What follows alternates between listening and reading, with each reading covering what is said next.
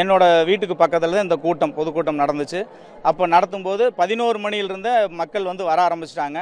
அதே மாதிரி பசங்கள் எல்லாரும் வர ஆரம்பிச்சிட்டாங்க. குழந்தைங்களெல்லாம் தூக்கிட்டு வந்திருக்காங்க. ஆனால் அரசு என்ன சொல்லுச்சு அப்படின்னா, அப்ரூவல் கொடுக்கும்போதே குழந்தைகளும் பெண்களும் தயவு செய்து அனுமதிக்காதுன்னு சொன்னாங்க. காவல்துறையும் குறை சொல்ல முடியாது, எல்லா இடத்துலையுமே ஓரம் கட்டி போங்க அப்படின்னு சொல்லும்போது அவங்க வந்து அவங்களோட பணியை காவல்துறை பணிகள் வந்து கரெக்டாக செஞ்சாங்க. ஆனால் அந்தளவுக்கு கூட்டங்கள் அதிகரிச்சது. இப்போ அவங்க முறைப்படி 12 மணிக்கு டைம் கொடுத்துருக்காங்க, 1 மணிக்கு டைம் கொடுத்துருக்காங்க அப்படின்னா ஒரு கட்சி தலைவர் அந்த திட்டமிடுதலோட ஒரு 2 மணிக்கு வந்திருந்தாங்கன்னா எந்த குழந்தையும் பாதிப்பு அடைஞ்சிருக்காது, எந்த மக்களுக்கும் எந்த விஷயம் நடந்திருக்காது. ஆனால் ஒரு வெயிலில் குறைந்தபட்சம் 5 மணி நேரம் ஒரே இடத்துல அவங்க நின்றுக்கிட்டு ஆட்டம் பாடத்தோடு இருக்கும்போது அவங்க எனர்ஜி வேஸ்ட் ஆயிடுச்சு.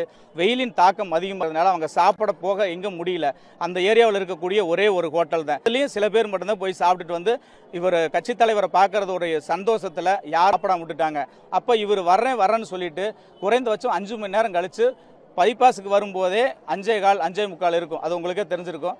அதுக்கப்புறம் வந்து இங்கே கூட்டம் நடத்தும் போது ஒரு சரியான திட்டமிடுதல் எதுவுமே இல்லை.